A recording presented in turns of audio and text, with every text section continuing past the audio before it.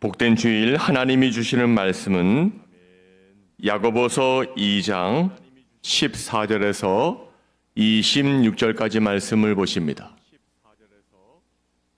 야고보서 2장 14절에서 26절까지 말씀, 하나님 말씀을 제가 봉독에 올리겠습니다.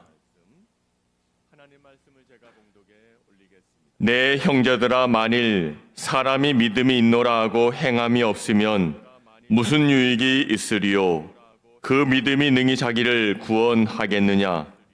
만일 형제나 자매가 헐벗고 일용할 양식이 없는데 너희 중에 누구든지 그에게 이르되 평안히 가라, 덥게 하라, 배부르게 하라 하며 그 몸에 쓸 것을 주지 아니하면 무슨 유익이 있으리요? 이와 같이 행함이 없는 믿음은 그 자체가 죽은 것이라.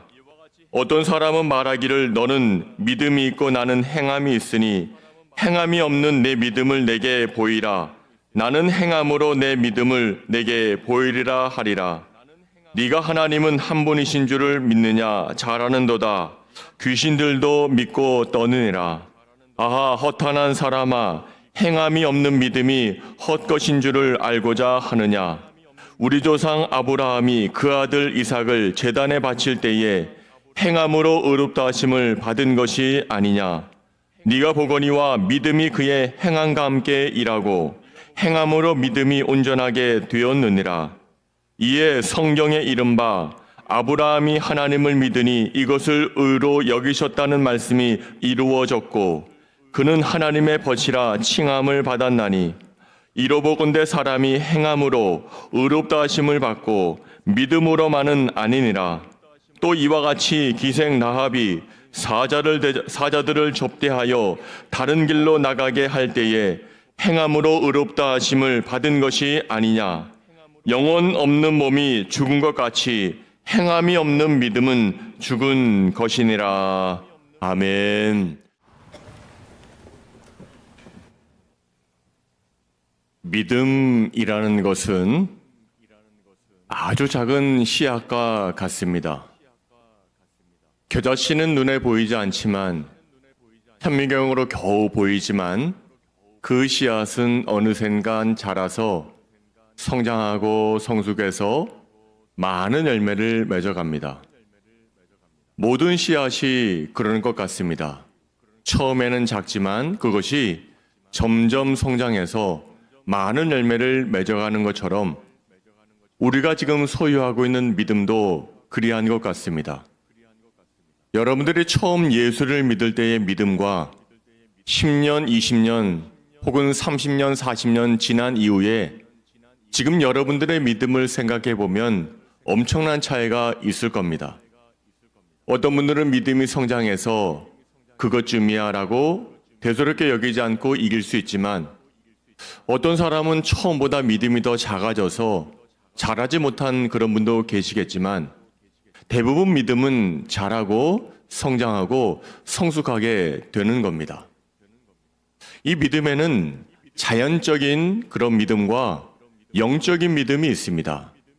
자연적인 믿음이라는 것은 예수 믿는 자들이나 예수 믿지 않는 자들이나 모든 사람들에게 공이 있는 것이 바로 자연적인 믿음입니다. 예를 들면 버스나 비행기를 탈 경우에 기장을 믿지 못하고 버스 운전사를 믿지 못하고 기차를 탈 경우에 기관사를 믿지 못하면 우리는 그 기차나 교통수단을 이용할 수가 없습니다. 여러분들이 처음 운전면허를 딸 때 운전연수를 받고 나서 누구를 태운다고 했을 때 예를 들면 아유, 나는 목사님이 무서워서 그 차 안 탈 거예요 하면 얼마나 낙심됩니까? 그 사람을 믿기 때문에 그걸 타는 것 아니겠습니까? 이것이 자연적인 믿음입니다. 음식점에 갔습니다. 주방장이 맛있는 요리를 했음에도 불구하고 주방장이 여기다 뭘 타지는 않았을까? 이렇게 생각했을 때 믿음이 없는 사람이라면 그것을 먹지 못할 것입니다. 약국에 갔습니다. 약사가 좋은 약을 건네주면서 이것을 먹으면 감기가 똑 떨어질 거예요 라고 말을 하면 흔쾌히 받아들이면서 네, 저는 약사를 믿으니까 이 약을 먹으면 날 거예요 하는 것이 바로 자연적인 믿음입니다. 병원에 갔습니다. 의사가 이것은 수술해야 됩니다 라고 말했을 때 나는 당신을 믿으니 잘해주세요 라고 하는 것이 자연적인 믿음입니다. 그러면 영적인 믿음은 무엇이겠습니까? 영적인 믿음은 말 그대로 하나님을 믿는 겁니다. 이 영적인 믿음은 다른 사람에게는 존재하지 않습니다. 영적인 믿음은 오직 예수 믿는 사람, 하나님을 믿는 사람에게만 존재하는 것이 바로 영적인 믿음일진데, 영적인 믿음은 하나님을 믿는 것, 또 그가 행하시는 일, 모든 것을 믿는 것이 바로 영적인 믿음을 가진 소유자들의 그러한 마음입니다. 자, 정리해 보시면 믿음은 자랍니다. 자연적인 믿음과 영적인 믿음이 있는데 과연 우리가 오늘 살펴볼 것은 무엇이겠습니까? 모든 사람들에게는 자연적인 믿음이 있고 다 있는데 오늘 영적인 믿음이 없는 세상 사람들과는 달리 우리는 영적인 믿음을 가진, 하나님을 믿는 믿음을 가진 이러한 자들로 우리가 어떻게 살아가야 되는지를 오늘 말하고 있는데, 영적인 믿음을 다른 말로 말하면 성경적인 믿음이라 할 수 있고, 성경적인 믿음을 바꿔 말하면 참된 믿음이다, 이렇게 말씀드릴 수가 있습니다. 자, 그렇다면 성경에서 말하는 참된 믿음은 어떤 믿음이겠습니까? 어떤 믿음이 참된 믿음이겠습니까? 첫째로, 참된 믿음은 영적인 믿음에서 말씀드린 것처럼 믿음의 대상이 하나님이십니다. 자연적인 믿음은 믿음의 대상이 나입니다. 사물입니다. 사람입니다. 환경입니다. 하지만 참된 믿음은 오직 하나님이십니다. 하나님을 믿는 것입니다. 혹 예수를 믿는 사람들이 믿습니다라고 기도하지만 때로는 무엇을 믿는지 모를 때가 있습니다.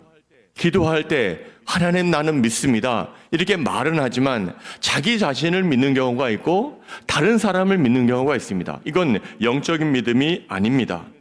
우리는 성경에 나오는 하나님을 믿습니다.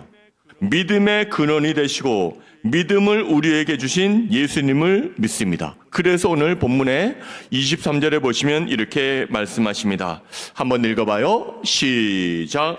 이에 성경에 이른바 아브라함이 하나님을 믿으니 이것을 의로 여기셨다는 말씀이 이루어졌고 그는 하나님의 벗이라 칭함을 받았나니. 아멘. 자, 하나님의 사람 아브라함은 하나님을 믿었습니다. 그래서 하나님은 아브라함을 벗이라 말하였고 친구라 말하였고 하나님을 믿는 것, 이것이 바로 성경적인 믿음, 참된 믿음입니다.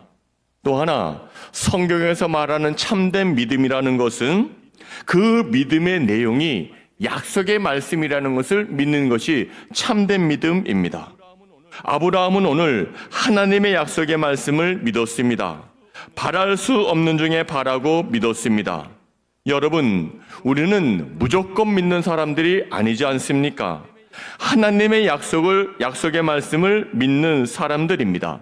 그래서 사도 바울은 로마서 4장 18절부터 22절 말씀에 보시면 바울은 약속의 말씀을 믿었던 아브라함에 대해서 이렇게 증거한 바가 있습니다.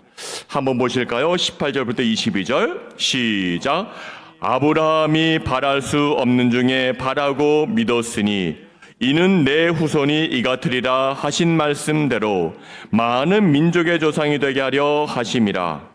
그가 100세나 되어 자기 몸이 죽은 것 같고 사라의 태가 죽은 것 같음을 알고도 믿음이 약하여지지 아니하고 믿음이 없어 하나님의 약속을 의심하지 않고 믿음으로 견고하여져서 하나님께 영광을 돌리며 약속하신 그것을 또한 능히 이루실 줄을 확신하였으니 그러므로 그것이 그에게 의로 여겨졌느니라. 아멘.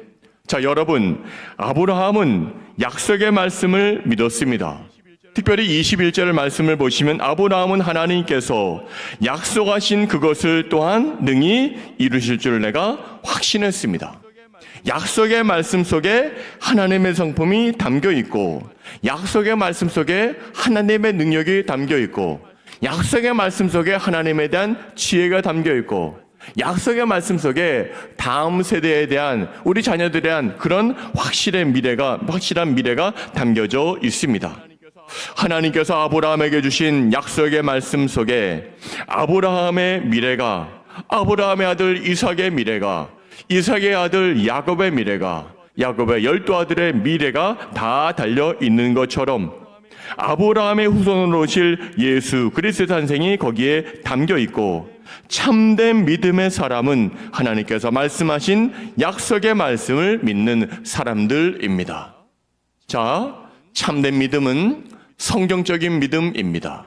성경적인 믿음은 영적인 믿음입니다. 영적인 믿음을 가진 사람들이 두 가지 기억해야 될 것이 있으니, 우리가 믿음의 대상인 하나님을 믿는 것이고, 그분이 말씀하신 약속의 말씀을 믿는 것이 바로 참된 믿음을 소유한 자들의 오늘 지켜야 될 그러한 법칙인 것입니다. 그렇다면 여러분, 이러한 참된 믿음이 어떻게 성장할 수 있겠습니까? 믿음은 어떤 환경에서 성장할 수 있겠습니까? 한번 따라해 보실까요? 믿음은 시련 가운데 성장합니다. 자, 시련이라는 말은 시험이라는 말입니다. 시험이라는 말은 어려움이라는 말입니다. 어려움이라는 말은 고난과 고통과 고초가 있다는 뜻입니다. 여러분, 내가 믿음이 있는가 없는가 어떨 때 판가름이 납니까? 내가 일상생활 속에서 평안한 생활을 하고 아무 문제가 없으면 나의 믿음을 체크해 볼 겨를이 없습니다.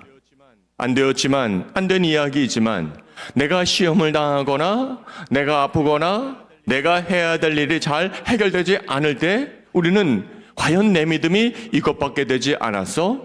내 믿음이 이렇게 작은 거야? 우리는 평가할 수 있습니다. 맞습니다. 모든 믿음은 시련이 닥쳐올 때, 시험이 닥쳐올 때, 어려움이 닥쳐올 때 우리는 평가받을 수가 있습니다. 반면에 그 믿음에 그러한 시련이 오고 시험이 오고 그런 고통이 올 때 우리의 믿음은 그것을 극복하게 되면, 잘 넘어가게 되면 나중에는 엄청난 믿음의 열매를 우리가 맞이할 수 있다는 것입니다.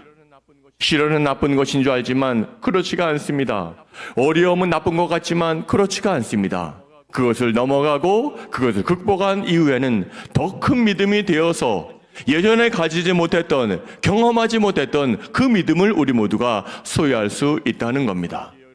여기에 여러분들 앞에 시련이 있으십니까? 또 고통이 있으십니까? 남모를 아픔을 지금 가지고 계십니까? 그때 하나님이 나를 사랑하신다, 하나님의 약속을 나는 믿는다, 이러한 영적인 믿음을 소유함으로 말미암아 그 믿음의 고비를 잘 극복함으로 훌륭하게, 떳떳하게, 당당하게 믿음에서 승리하는 참된 믿음의 소유자들이 다 될 수 있기를 바랍니다. 이 믿음이 얼마나 귀한지, 시험이 있음에도 불구하고 그 시험을 이기는 것이 얼마나 귀한지, 귀한 보배인지를 사도 베드로는 이렇게 말했습니다. 우리 베드로전서 1장 7절 말씀인데요. 시작. 너희 믿음의 확실함은 불로 연단하여도 없어질 금보다 더 귀하여 예수 그리스도께서 나타나실 때에 칭찬과 영광과 존귀를 얻게 할 것이니라. 아멘. 뜨거움입니다. 불입니다.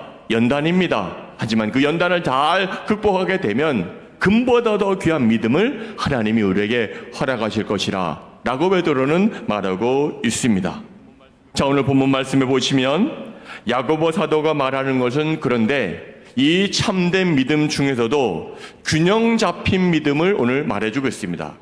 결론적으로 말하면 균형 잡힌 믿음이라는 것은 믿음이 있는 사람은 행한다는 것입니다. 행함이 있는 사람은 믿음을 가진다는 사람입니다. 그래서 믿음과 행함이 균형 잡힌 것, 이것을 야고보 사도가 오늘 우리에게 더욱더 강조해주고 있습니다. 즉, 믿음 따로 행함 따로 가는 것이 아니라 믿음과 행함이 함께 가야, 믿음과 행함이 같이 가야 그것이 바로 참된 믿음, 균형 잡힌 믿음이라는 겁니다. 그래서 야고보 사도는 이렇게 말합니다. 오늘 14절 말씀인데요. 한번 읽어볼까요? 시작. 내 형제들아 만일 사람이 믿음이 있노라 하고 행함이 없으면 무슨 유익이 있으리요 그 믿음이 능히 자기를 구원하겠느냐. 아멘. 여러분, 믿으면 구원을 받습니다. 이것은 불변의 법칙입니다. 믿으면 구원받습니다. 믿음으로 구원받는 것이 100% 맞습니다. 그런데 야고보 사도는 뭐라고 말합니까? 행함도 있어야 한다고 가르치고 있습니다. 야고보는 행함이 없는 믿음은 헛것이라고 거듭 강조하고 있고, 야고보는 이렇게 믿음과 함께 행함을 강조하고 있습니다. 자, 오늘 17절 말씀을 한번 보실까요? 17절 말씀 시작. 이와 같이 행함이 없는 믿음은 그 자체가 죽은 것이라. 믿음이 행함이 없으면 죽었다는 겁니다. 또 20절도 보실까요? 20절 시작. 아하 허탄한 사람아 행함이 없는 믿음이 헛것인 줄 알고자 하느냐? 헛것이라는 겁니다. 자, 26절 한번 다시 봐요. 시작. 영혼 없는 몸이 죽은 것 같이 행함이 없는 믿음은 죽은 것이니라. 아멘. 행함이 없는 것은 믿음이 죽었다는 것입니다. 행함이 없는 믿음은 헛것이라는 겁니다. 그런데 야고보 사도뿐만 아니라 믿음을 굉장히 강조한 사람이 있습니다. 바로 바울입니다. 그런데 바울은 야고보 사도처럼 행함을 말하지는 않고 믿음만으로 구원을 받는다고 했습니다. 그렇다면 사도 바울이 강조하는 믿음과 야고보가 말하는 믿음은 다른 것입니까? 아니면 같은 겁니까? 우리가 어떻게 이해해야 되겠습니까? 언뜻 보기에는 바울과 야고보가 서로 상반된 믿음을 말하는 것 같지만 성경 말씀을 자세히 읽어보시게 되면 오늘 바울과 야고보의 믿음에 대한 신앙은 함께 만나는 것, 똑같다는 것을 알 수 있습니다. 서로 대조적인 것이 아니라, 대립벽을 세우는 것이 아니라 서로 조화를 부리고 있고, 오히려 균형 잡힌 믿음을 바울과 야고보는 보여주고 있습니다. 보십시오. 바울은 구원의 뿌리로서 믿음을 강조한 겁니다. 믿음이 있어야 구원받는다는 것 맞습니다. 구원은 인간의 행위가 아니라 오직 믿음으로 받는다는 겁니다. 당연한 말입니다. 100번 1000번을 말해도 믿음으로만 구원을 받을 수 있습니다. 하지만 야고보는 구원은 믿음으로 받지만 구원받은 후에는 열매가 나타나야 되는데 그 열매가 바로 행함으로 나타난다는 겁니다. 바울은 뿌리를 강조하고 있지만 반면에 야고보는 그 열매를 강조하고 있습니다. 결국에는 같은 겁니다. 바울은 우리가 의롭다함을 입은 것은 행위가 아니라 믿음이라고 하는 의의 뿌리의 믿음을 강조합니다. 야고보는 그 믿음의 열매로 의를 강조하고 있습니다. 즉 의롭다 여김을 받는 의인이 되었다면 그 열매로서 의로운 행위가 나타나야 한다는 것입니다. 바울은 오늘 하나님 앞에서의 의를 강조합니다. 그 의는 인간이 만들어내는 것이 아니라 예수님을 믿음으로써 주어지는 의입니다. 야고보가 말하는 것은 그리스도의 의를 힘입은 우리는 의를 실천할 수 있는 능력을 성령님을 통해서 받는데 그 결과 의로운 행위가 사람들 앞에서 나타난다는 겁니다. 사랑하는 여러분, 바울은 믿음을 하나님의 관점에서 말하고 야고보는 인간의 관계에서 말하고 있습니다. 바울이 사람들이 어떻게 그리스도인이 될 수 있는지를 말해준다면 야고보는 어떻게 우리가 그리스도인이라는 것을 삶 속에서 증명해 보일 수 있는지를 말해주고 있습니다. 그러므로 야고보의 신앙과 바울의 신앙은 함께 만나는 겁니다. 이율배반적이 아니라 강조점의 차이입니다. 바울은 믿음을 강조하였고 야고보는 믿음의 행위를 강조한 것 뿐입니다. 그리고 결국은 이들이 하나로 만나게 되는 겁니다. 어떻습니까? 믿음 있는 사람은 꼭 행동하고 순종하고 실천하는 삶을 살 때 믿음의 열매를 충분히 받아 누릴 수 있다는 것이 오늘 야고보 사도가 말씀해주고 있습니다. 자, 그러면 오늘 야고보는 참된 믿음의 사람 두 사람을 모델로 제시하고 있습니다. 한 사람은 아브라함이라는 사람이고 또 한 사람은 라합이라는 여종이었습니다. 자, 두 사람의 차이를 보십시다. 아브라함은 남자입니다. 유대인입니다. 믿음의 조상입니다. 너무나도 유명한 사람 아브라함입니다. 하지만 라합은 여자입니다. 이방인입니다. 직업도 변변치 않습니다. 창기였습니다. 무명의 사람에도 무명의 사람인 것처럼 그렇게 보입니다. 완전히 차이가 있습니다. 하지만 공통점이 한 가지 있다면 그것은 두 분 다 행함이 있는 믿음을 가졌다는 겁니다. 아브라함은 믿음으로 이삭을 바쳤습니다. 이삭을 하나님께 번제물로 드리려고 했습니다. 아니, 이미 행동함으로 이미 드렸습니다. 라합은 믿음으로 정탐꾼을 숨겨줬습니다. 아브라함과 라합은 자신들이 가진 믿음을 행함으로 증명했습니다. 그러자 아브라함과 라합은 믿음이 성장하고 성숙하게 되었습니다. 아브라함은 하나님을 믿고 의롭다함을 얻은 내용이 창세기 15장 6절에 이렇게 나오고 있습니다. 하나님께서 아브라함에게 그 믿음을 인정하신 겁니다. 한번 읽어봐요. 시작. 아브라함이 여호와를 믿으니 여호와께서 이를 그의 의로 여기시고. 아멘. 하나님이 아브라함이 여호와를 믿었습니다. 말로만 믿은 것이 아니라 행동하고 실천하면서 믿었습니다. 자신이 100세 된 아들, 자신이 100세가 되어서 얻은 아들을 모리아산에 바치는 행동을 함으로, 순종을 함으로, 말씀을 지켜 행함으로 말미암아 그는 의롭다함을 받았고 믿음을 인정받았습니다. 행하는 믿음의 열매가 된 것입니다. 아브라함은 아들을 주시겠다는 하나님을 믿었고, 그리고 하나님은 그 믿음을 의로 여기셨습니다. 그 믿음이 점점 자라서 이삭을 바치는 믿음으로 성장하게 되었습니다. 기생 라합도 마찬가지입니다. 라합은 하나님께 대한 소문을 들었습니다. 그래서 하나님에 대한 지식을 먼저 가졌습니다. 우리 라합에 관한 이야기가 여호수아 2장 8절부터 11절에 보시게 되면 그렇게 나오고 있습니다. 한번 읽어봐요. 시작. 또 그들이 눕기 전에 라합이 지붕에 올라가서 그들에게 이르되 말하되 여호와께서 이 땅을 너희에게 주신 줄을 내가 아노라.